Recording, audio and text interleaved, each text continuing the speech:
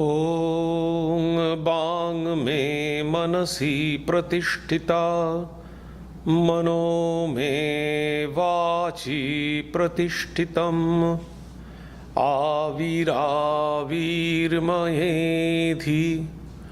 वेदस्य आणीस्तः श्रुतं मे मा प्रहासि अनेनाधीतेनाहोरात्रान् सन्दधामि ऋतं वदिष्यामि सत्यं वदिष्यामि तन्मामवतु तद्वक्तारमवतु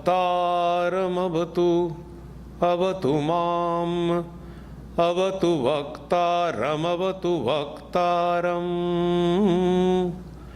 ॐ शान्ति शान्ति शान्तिः हरिः ओम् Om. May my speech be accorded with the mind. May my mind be accorded with the speech. O self-effulgent one Brahman, reveal thyself to me.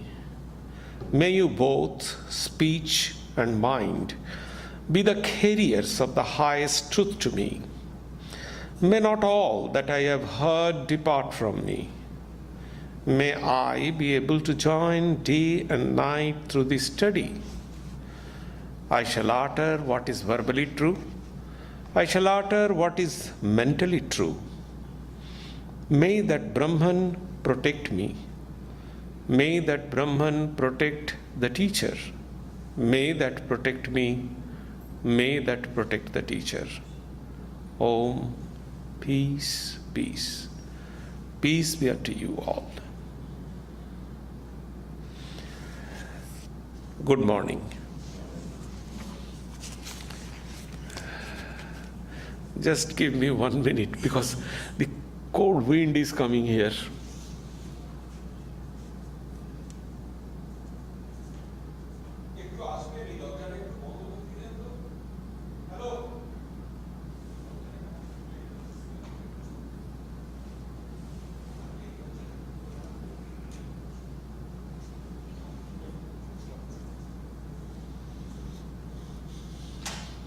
Sorry.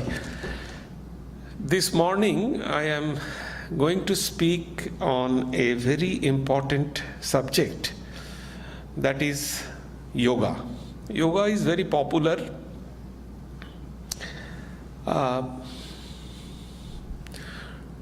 Well understood, misunderstood, abused. A lot of things are there in yoga. So I would like to tell you not the fundamentals of yoga,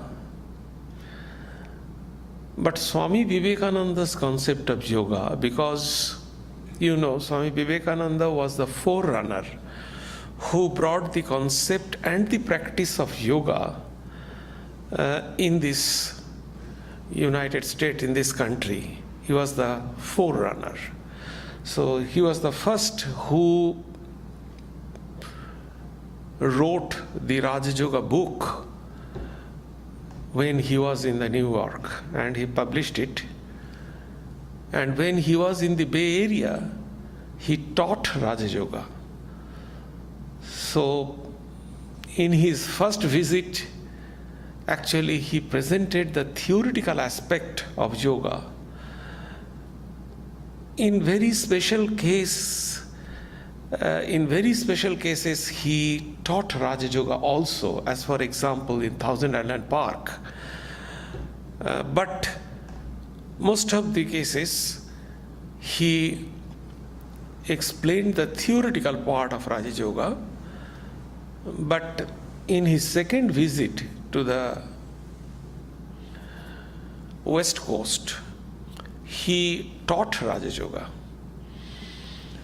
However, I am going to explain you the difference between the traditional yoga and Swami Vivekananda's concept of yoga. Because Swami Vivekananda was the person who brought the Raja Yoga, especially the Raja Yoga, from the obscure forest to the social platform.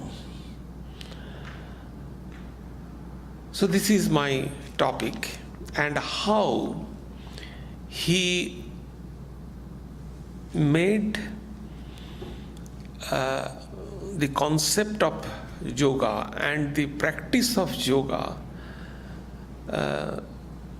which benefited to the modern people. That is the topic which I am going to speak this morning.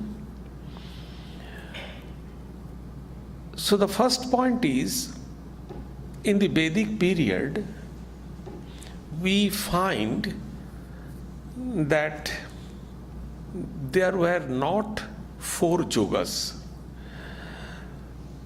If I ask any modern people that how many yogas are there, immediately most of the people will answer correctly that there are 4 yogas. And what are the yogas? Jnana Yoga, Bhakti Yoga, Karma Yoga, and the Raja Yoga. But traditionally, there were not 4 yogas. There were only 2 main yogas, that is Bhakti Yoga and Jnana Yoga.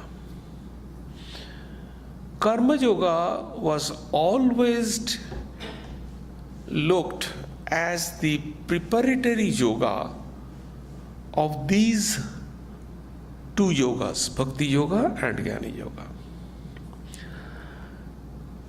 Now, I am not going to the traditional definition of yoga, because you all know, most of you all know, the one aspect of yoga which is called yoga means the unitedness, the communion, the becoming one. You all know that. That is the only one, although that is the only one aspect of yoga. There are other 2 aspects also. But I shall not go to that point.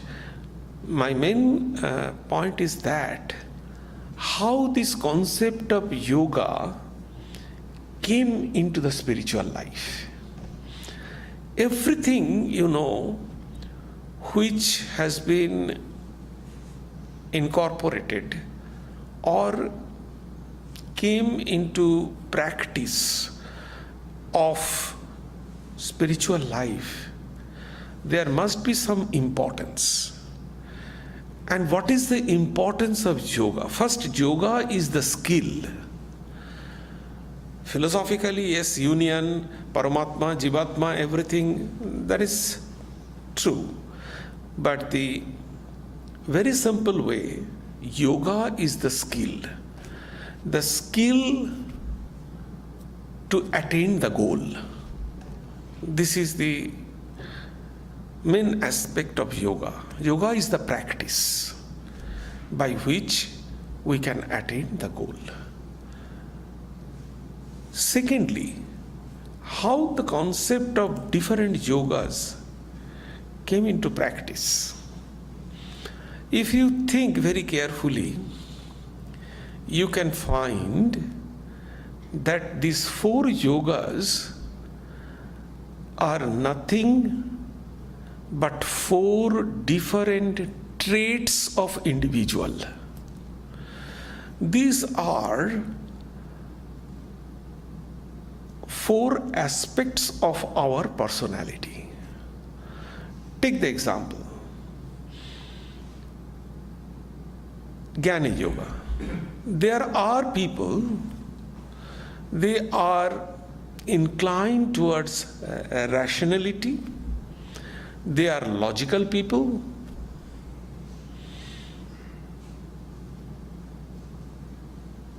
They are not emotional, they are logical. So they are inclined to Jnana Yoga. There are other people, those who are emotional. So they are following the path of bhakti.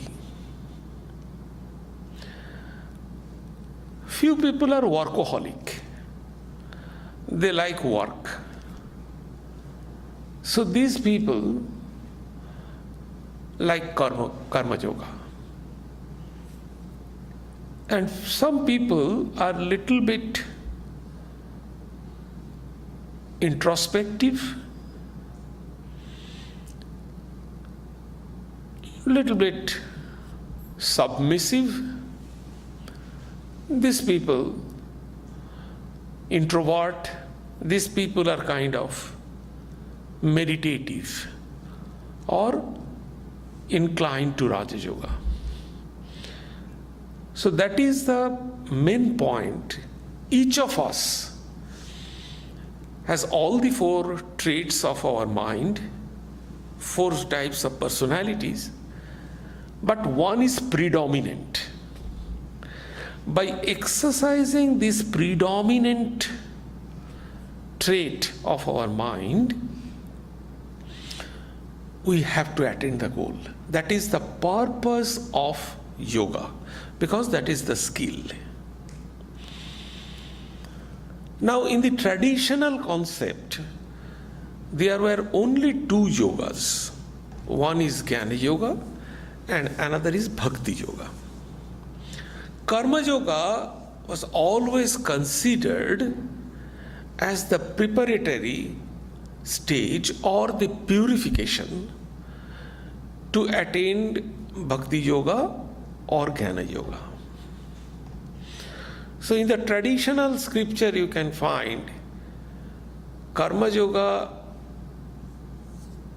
did not get any chance to enter into the main scripture. Always it was left aside. It was Swami Vivekananda who, for the first time, gave importance all the four yogas, not only independently, but also in an integral way. This is the first contribution or concept of Swami Vivekananda, because each one of us has four types of personality or four types of mental trait, and one is predominant. So if we practice only Jnana Yoga as a watertight compartment, what are the other traits which are not predominant in us? How can we practice those things? How can we cultivate those things? So what Swami Vivekananda did, or broadcasted or taught, is this, that independently, individually each yoga is important, but integrally also there are some importance of this integral yoga. Secondly, so he gave importance, equal importance to Karma Yoga. Not only that, and he said, each yoga is the path of attaining the absolute goal. So Karma Yoga, he gave the equal importance to Karma Yoga, and he emphasized that Karma Yoga has also the potentiality to take one to the absolute goal.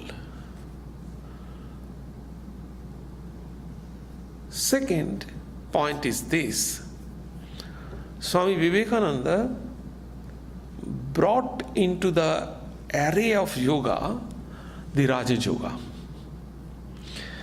Actually, Raja Yoga was not there, that is not true. Raja Yoga was included in Tantra. and it was completely obscure. So Swami Vivekananda brought Raja Yoga and added it in the lineup of main yogas. In Tantra, there are 4 yogas: Jnana Yoga, Raja Yoga, Mantra Yoga, and Laya Yoga. These were already there in the traditional Tantra.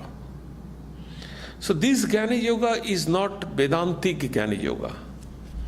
Don't misunderstand. So this is a different Jnana Yoga.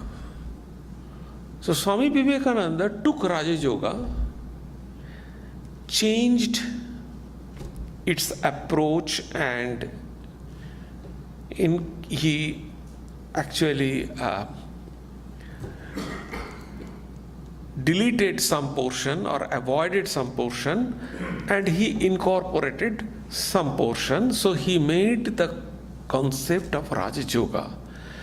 And nowadays, there are 4 yogas equally important. Now let us see what is the contribution of Swami Vivekananda, or where Swami Vivekananda a little bit diverted from each yoga. Let us first take the Karma Yoga. I have already mentioned that Swami Karma Yoga was not considered as the independent path of the absolute realization. But Swami Vivekananda made it and advocated that Karma Yoga is the one of the independent path, equally important as Jnana Yoga and Raja Yoga, to take one to the absolute goal. So what he did actually, according to him, I have already mentioned, the approach was started by Sri Krishna in Bhagavad Gita. Sri Krishna completely changed the concept of Karma Yoga in Bhagavad Gita. And Swamiji actually took the cue from there, and he incorporated some of his own concept. The first thing is, in Karma Yoga, generally, where the karma or work is associated, we always consider the external change. How much we served, the quantity, how much money we gave, how many hospitals we built, according to that. That aspect we considered as Karma Yoga. So we are doing Karma Yoga means we are serving people. And the evaluation is made by seeing the external development. But when it comes as a spiritual discipline, when we do some karma externally, there is a significant change in within also. Generally, we overlook that. So, Swami Vivekananda emphasized the internal change, not the external. Karma Yoga is actually internal development. Secondly, he connected on the basis of Vedanta the microcosm and macrocosm. It has been emphasized in Bhagavad Gita. Sri Krishna says, Evam pravartitam chakram. the chakra, the wheel, individual and the cosmos are connected, closely connected, dynamically connected, and built on the same plane. Perhaps if you have gone through the life of Swami Vivekananda, you might have remembered that Swami Vivekananda had this experience, spiritual experience, when he was traveling in Himalayas, especially in Nainital. He had this experience that the macrocosm and the microcosm were built on the same plane and dynamically connected. What does it mean? It means that if I have any problem, it has the impact on the collective mind. We cannot understand because this movement is very subtle. We do not have this kind of sensitivity to understand this, but it has. We are connected with the nature, and it is a giving and taking policy. Take simple 2-3 examples. We are inhaling oxygen, we are exhaling carbon dioxide. The plants are inhaling carbon dioxide and exhaling oxygen. What we are taking is the product of the nature, and we are giving our waste material to the nature. So there is, if you think everything, there is a cyclic process, a giving and taking process. And this is called, Sri Krishna in Bhagavad Gita, he explained it chakra, wheel. This kind of wheel is rotating 24/7. Those who tries to stop or disturb this wheel, they are considered as sinner, according to Bhagavad Gita. Very clearly Sri Krishna says, who are the sinner? They are the sinner. Those who are trying to interrupt this rotation. How can we interrupt this rotation? If we do not give our part to that. So this rotation, nature will give their part, and this is the fundamental concept of yajna, this sacrifice. In Vedic period, there is fire sacrifice. According to Sri Krishna, fire sacrifice is the symbolic representation of this giving and taking system. So in fire, what happens in fire sacrifice? In fire sacrifice, the monks and the munis and rishis, they used to offer oblation. And instead, they would get some blessings. The Sanskrit expression is like, putra kamo jajeta, sarga kama jajeta.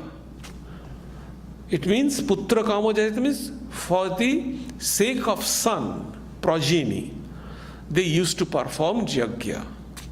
Sarga kamo jajeta, to go to the heaven, they used to perform yajna.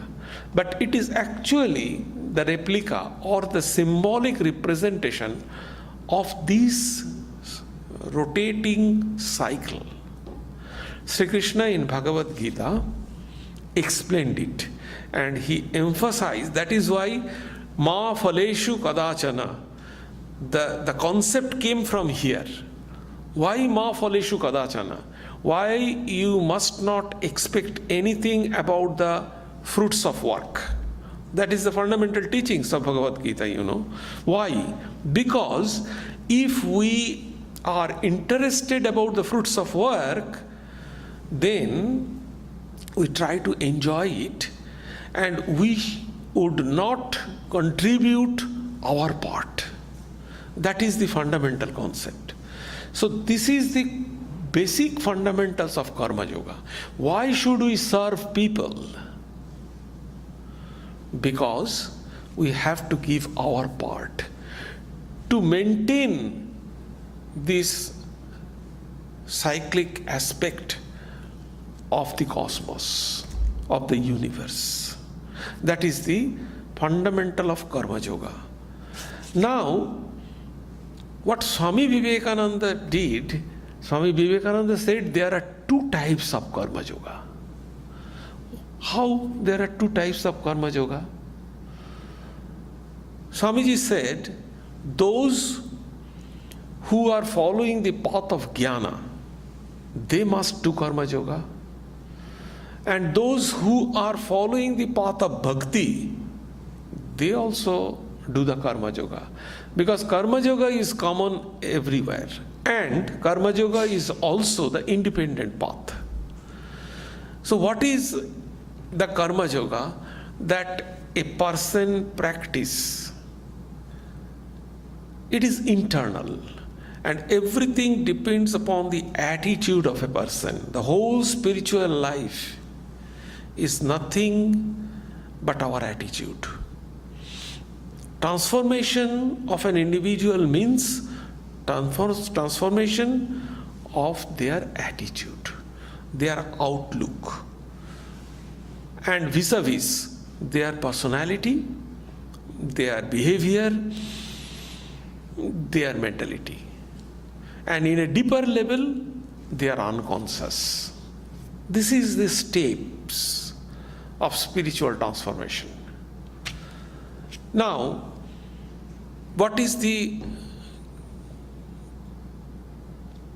Karma Yoga for them who are following the Jnana Yoga? For them, Swamiji said, work for work's sake.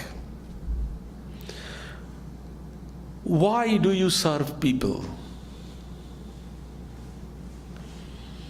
We serve people for serving sake. No motive. We are doing our work for work's sake. There is no purpose. There is no any intention. We are doing work as we are doing work. Work for work's sake. There is no any doer or enjoyer. If you think deeply in this concept, there is no ownership, there is no any doer or enjoyer concept. And when there is no doer and enjoyer concept, there will be no attachment. There will be no expectation for the fruits of work. The problem comes when we are attached with the fruits of work. We are starting, thinking that, okay, if we do this work, then this will happen, and we will enjoy. So we are connected, and doership and enjoyership. These are the three things. Attachment to the fruits of work, doership and enjoyership. These are the three things very harmful for us. So if we have this kind of attitude, work for work's sake, you cannot find there is doership or enjoyership. And that is a kind of watchfulness. You are simply watching, or in other words, it is the only witness. You are only witnessing this. As for example, I can give you the example. The routine work, when we are driving or when we are cooking, sometimes we do not register that we have cooked. Mechanically we are doing that. So exactly that time, there is no any doership, ownership or enjoyership. We did our job, finish. It is a routine job, we did it. So if we do not register identified with any of our work, we cannot incur the fruits of work, the result. The second aspect what Swamiji did, those who are following the path of bhakti, what is the karma yoga attitude for them? For them, the karma yoga attitude is service to man is service to God. What we are doing, we are the instrumental. What we are doing, only we are serving God. So, this is for those who are following the path of devotion, for them. These two types of karma yoga he introduced. And he said karma yoga is the independent path, and it is internal, not the external. How many and how much you did, that is not the point. By going through this, how much transformation you have experienced, that is the main thing. And in other aspect, he said, which I have discussed a few weeks ago, that the more we are interacting with the society through work, the more our potential is coming out. And the more our potential will come out, more good. So divinity, this is an opportunity to bring out our potential, not efficiency in work. I am not talking about the efficiency in work, not that kind of potential. I am talking about the potential divinity. We are manifesting through each and every work our hidden self, which is hidden, which is potential, which is unmanifested. Each work is nothing but the manifestation of our consciousness, is manifestation of ourself.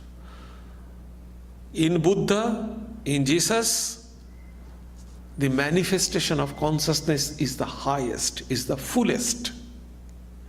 For us, the manifestation of consciousness is very tiny, little. We are this small bubble in this huge ocean of consciousness. Whereas Jesus, Buddha, and other incarnations are the huge big bubble in the ocean of consciousness. In one place, Swami Vivekananda said. So this is karma yoga. Now let us take Raja Yoga. I have already mentioned that Raja Yoga was the tantric aspect. And Raja Yoga is not Patanjali Yoga. Most of the people are confused that Raja Yoga is Patanjali Yoga. The philosophy, practice is completely different. And another cause of this misunderstanding is that the Raja Yoga book, which is available in the market, that Raja Yoga book Swami Vivekananda composed, the first part, there are two parts in that book Raja Yoga.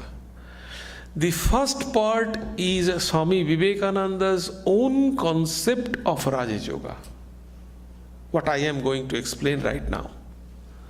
And the second part is Patanjali Yoga Sutra. Swami Vivekananda in running meaning of Patanjali Yoga aphorisms, all the sutras. So that is why some people, they have misunderstanding that Patanjali Yoga Sutra and Raja Yoga are same. But this is not same. They are totally different. Patanjali Yoga Sutra is one of the philosophical schools in Indian philosophy.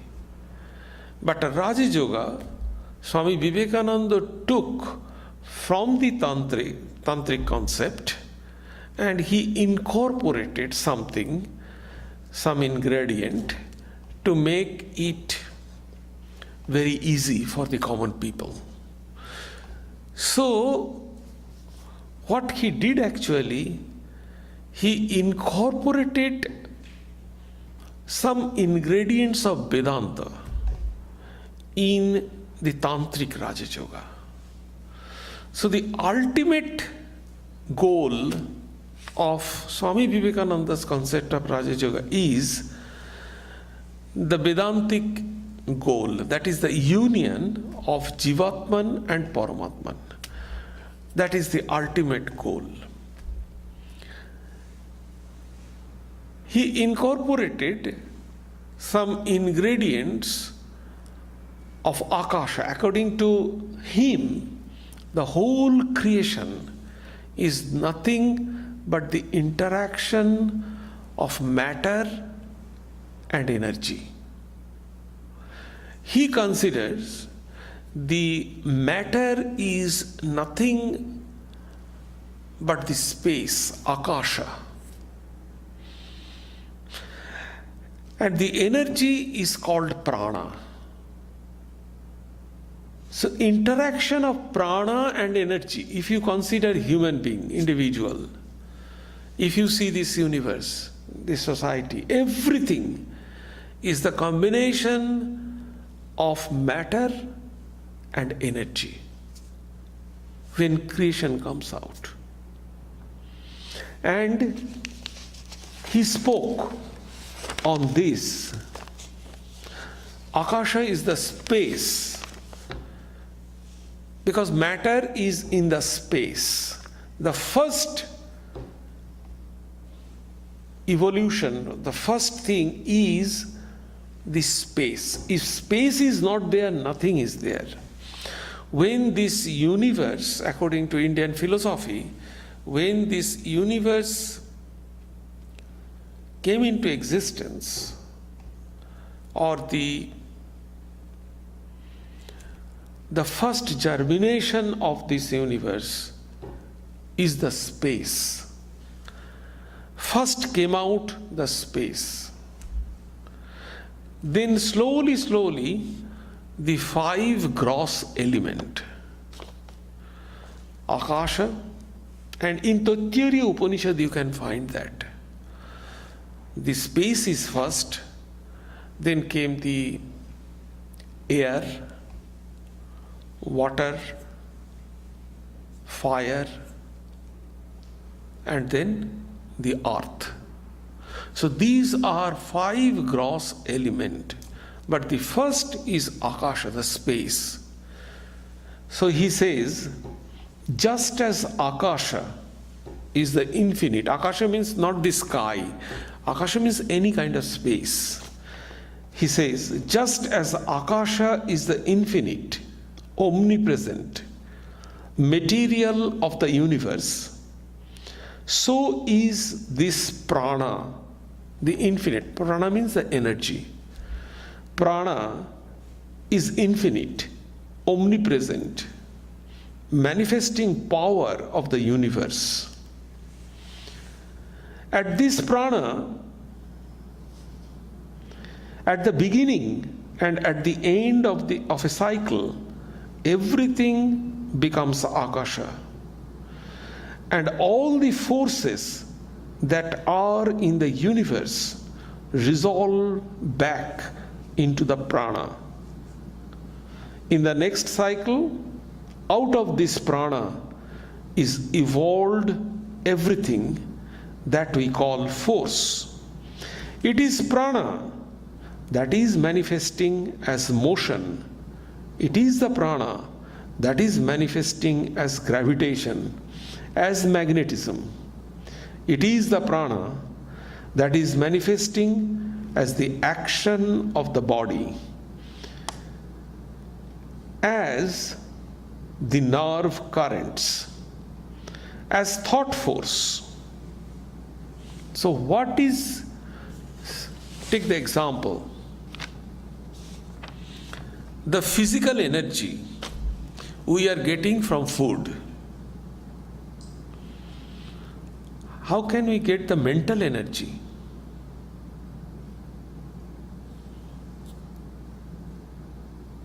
That is also from food.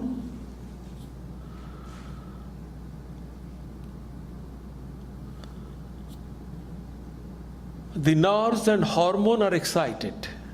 That is true. When our mind acts.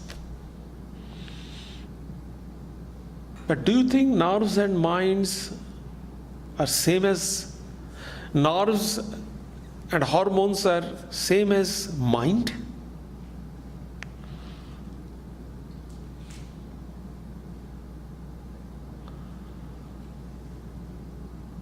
So the point is,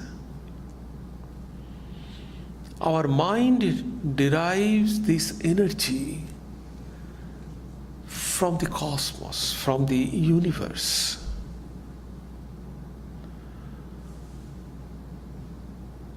So I said that this wheel is, this giving and taking wheel is going on. So this is coming from there. Now, Swami Vivekananda said actually that all pranas are nothing, our mental energy and everything outside is nothing but the prana, the energy. And it is transforming, the energy and the masses are same throughout. We cannot change that. We can see the laws of conservation of energy and masses, the primary school elementary physics. So from there we know that all are only transforming the form and shape.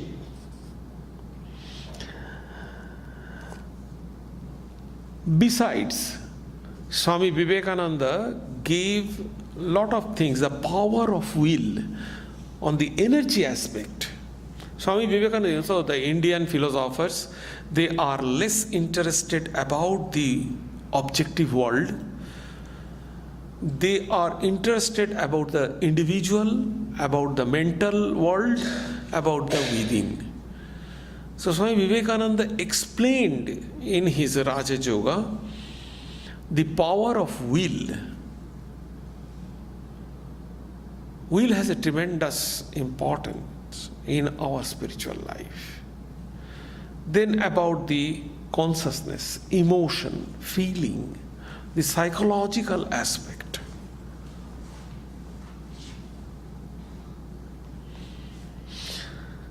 Next, this is the Raja Yoga. He gave, his contribution is this. Now the third point is Jnana Yoga. Swami Vivekananda did not divert too much from Shankara's concept of Jnana Yoga, but what he actually incorporated is the meditation. He shifted from the logical, philosophical argument to the meditative aspect. Because as a great yogi, Swami Vivekananda practiced meditation from his childhood. So he emphasized in Jnana Yoga the meditative part. According to Shankaras, there was not that much ingredient of meditation. Nididhyasana was the concept of meditation. But it will come at the end, Shravana, Manana, then Nididhyasana. So first listening, then reflection, and then meditation will come. But Swami Vivekananda introduced in Jnana Yoga the meditation first. Meditation on self. That was the ingredient he incorporated in Jnana Yoga. Then Bhakti Yoga. His main contribution, according to, we find there are some Bhakti traditions. As for example, in Indian tradition you can find the Naradiya Bhakti Sutra. These are the main scriptures, Naradiya Bhakti Sutra and the Shandilya Bhakti Sutra. And in Ramanuja we find some movement, because Ramanuja was the qualified monism Ramanuja practiced and advocated, but it is inclined to little bit bhakti. So, and dualism, qualified dualism, but bhakti. So what Swami Vivekananda's contribution in the path of bhakti is this, the concept of love. He actually dramatically changed the concept of love. In Naradiya Bhakti or in Shandilya Bhakti, we did not find the proper definition of bhakti, proper definition of love. In Naradiya Bhakti Sutra, Naradiya gave this definition, Satu Parama Premo Rupa. That is the definition Narada gave on love. But Swami Vivekananda's concept, and according to Ramanuja, love is also a kind of knowledge. It comes from vritti. Knowledge is nothing but vritti, you know. The modification of mind is called vritti. So love also a kind of knowledge. The love, according to Ramanuja, is the Sat aspect of Brahman. But according to Swamiji, love is the Ananda aspect of Brahman. According to Swamiji, love is neither emotion nor feeling. According to Swamiji, love is infinite power. It is a force of our self, not the mind.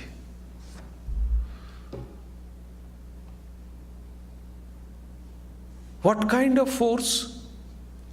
Uniting force. It unites. Unites to self. It is infinite. It is omnipresent. It is everywhere. It is just similar to self, the Atman. That is love.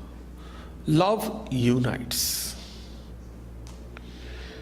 In this concept, he says,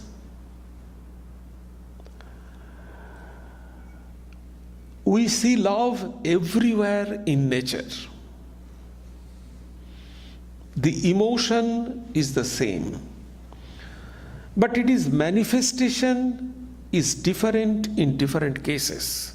That is why Swami Vivekananda said, the love is same for a robber, for an devotional aspirant. The same love, but its manifestation and direction is different. The same love that an aspirant is having for God, the same love a robber has for the wealth. But manifestation and direction is different. The same love. So Swami Vivekananda did not categorize the higher love and the lower love. In other philosophical schools or in other religions, you can find the divine love and the human love. So both love are different. According to Swamiji, there is only one love, and that is the unifying force. But the direction and manifestation is different. The same love. Love doesn't have any color, creed, or any direction. It is a dynamic, uniting force coming out from within. That is the concept of love. Then he said, it is the same feeling of love. It is the same feeling of love, well or ill-directed, that impels one to do good and to give all he has to the poor, while it makes another man cut the throats of his brethren. The direction of love is bad in the case of the latter, but it is right and proper in the case of the other. Therefore, love, the intense longing for association, the strong desire on the part of two to become one, is being manifested everywhere in higher or lower forms, as the case may be. Bhakti Yoga is the science of higher love.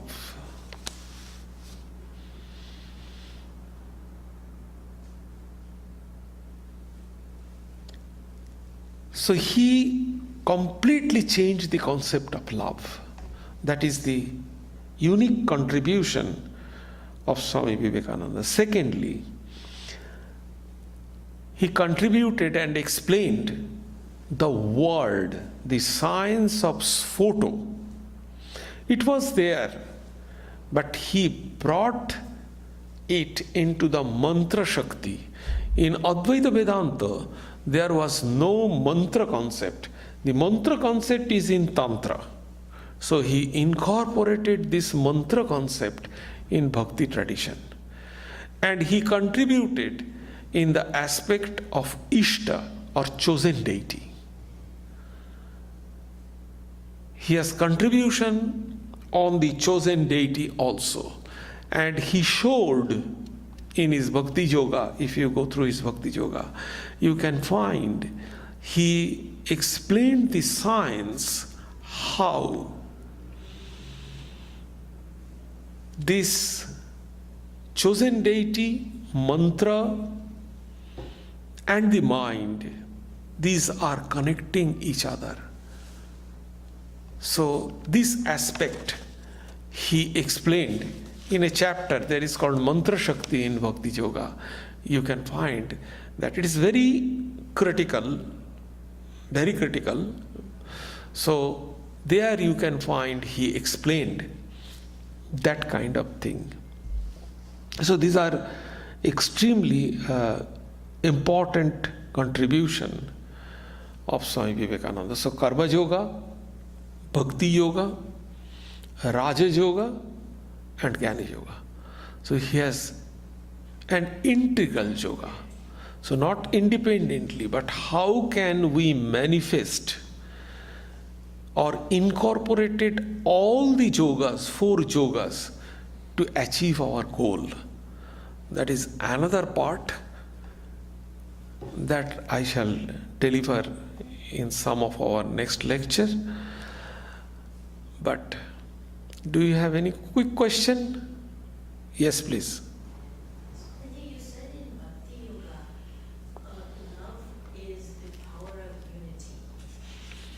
So the question is that in order to have love, unity with other people, you should first have love, find unity without self, capital S.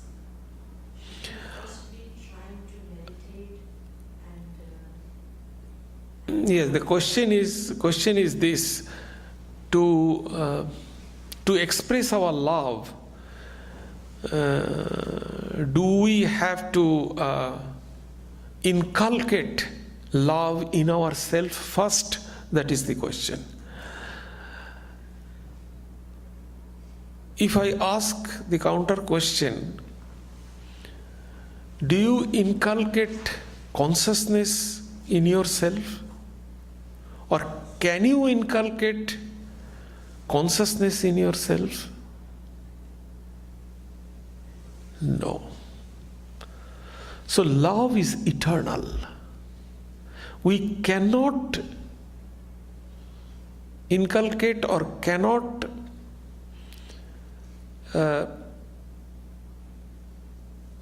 enhance love. Love is inbuilt and same for everyone. So we can only express, understand it. It is hidden. The love is connected with now desire. That is why we cannot see them. So it is misdirected. We are using them for our own, purpose. Any other question? Yes, please. Coming. There is. Yes.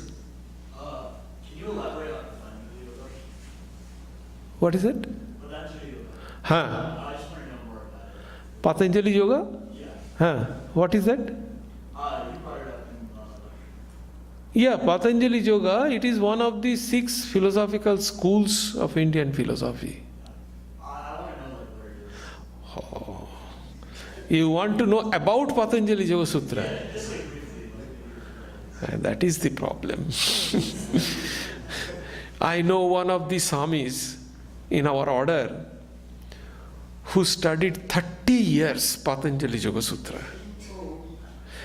When I came to this country in 2011, I started Patanjali Yoga Sutra in our San Jose Center.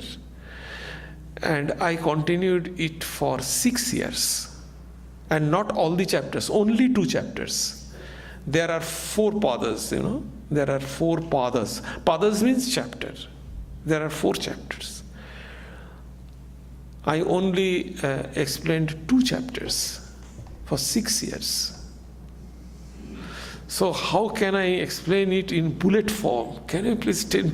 I gave actually this example, Now the modern computerized people, they try to, can you Maharaj please tell me in a bullet form, 1, 2, 3, oh, this. Okay, I am satisfied.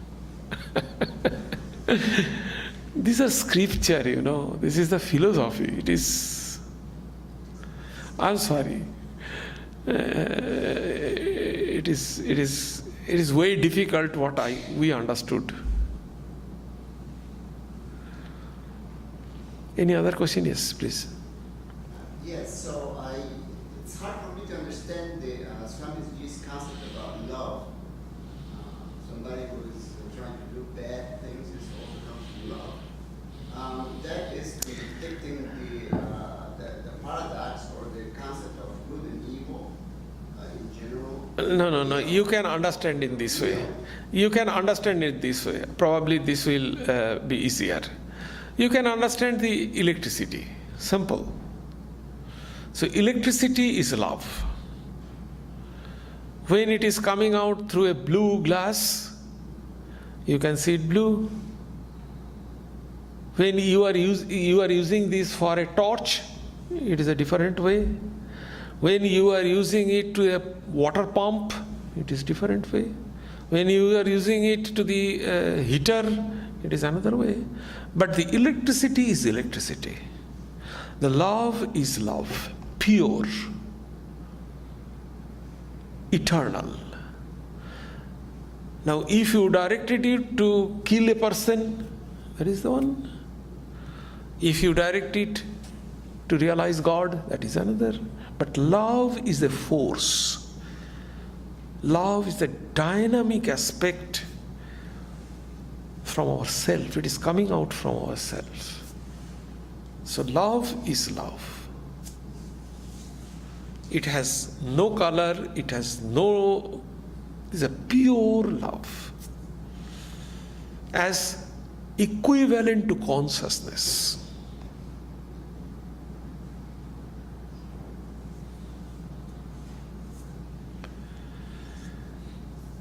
Thank you.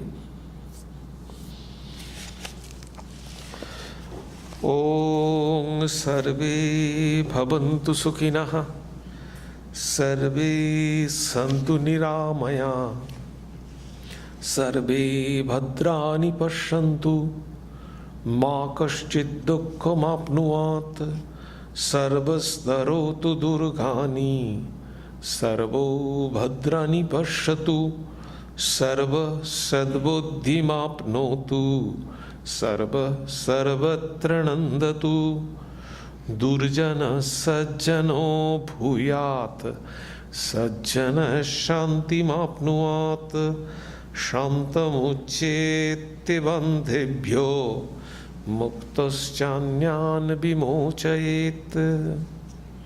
May all be happy. May all enjoy good health. May all see happy events. May all be freed from miseries. May all be freed from dangers. May all realize what is good. May all be actuated by noble thoughts. May all rejoice everywhere. May the wicked become virtuous. May the virtuous attain tranquility. May the tranquil be free from bondages. May the freed make others free.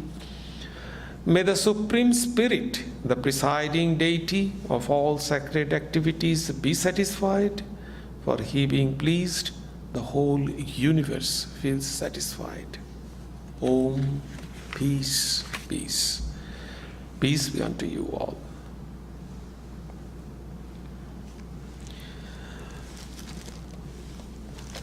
We have a few announcements.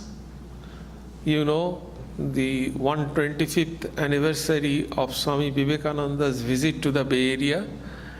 We are going to inaugurate our program on 22nd February 2025 in Oakland Church, where Swami Vivekananda delivered 8 lectures from the same pulpit, and Swami Vivekananda's chair is also preserved there. So I request you all, please spread this message and please join with your family, friends and acquaintances. There will be year-long program. Please be in touch with our website and with us so that you can attend. There are a lot of beautiful programs. The second program will be on 26th April, where Swami Taganandaji, who is the chaplain of Harvard and MIT, he will interact with Professor Jeffrey Long. So that is another unique event. The next event will be 4th of July and 5th of July, where different Swamis from our different centers will come and deliver talk. And then the 26th July, that program will be the cultural program. Eminent musicians from India, they will be coming and they will present the classical music in the Center for the Performing Art in the downtown of San Jose in a hall. So, and there will be the bus trip, there will be the publication, and different events also will be there. And the conclusion will be on 21st February in 2026. So please spread this message and try to join, try to participate all the programs with your family, friends and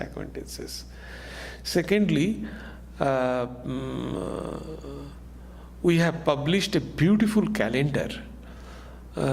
You can see that it is, I would say, it is not a calendar, it is a document in the form of calendar.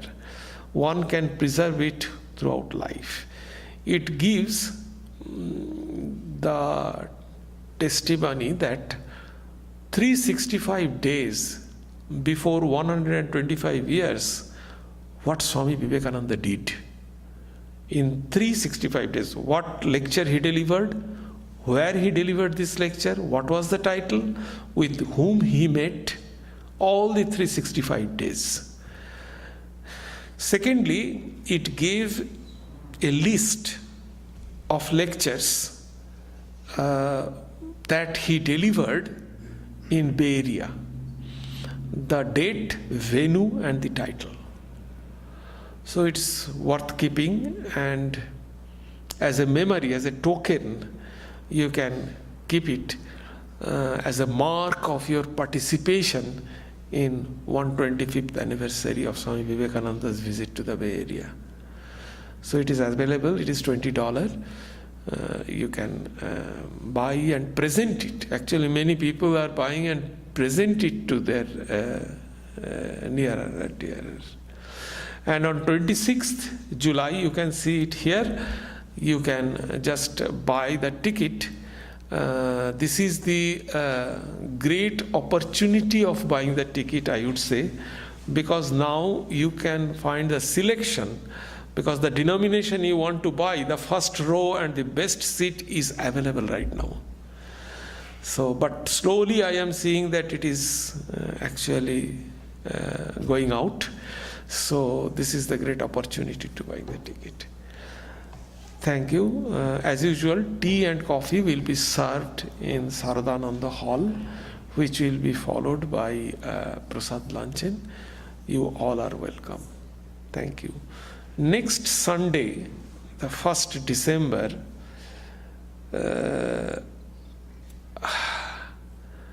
well, I am not sure, maybe there will be no lecture, because it is the long weekend and after the Thanksgiving, so I think many people will go out, so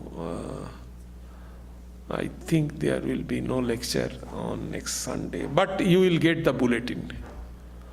You will get the bulletin. Yes, what? What Gosha said, there will be no lecture, but there will be prasad.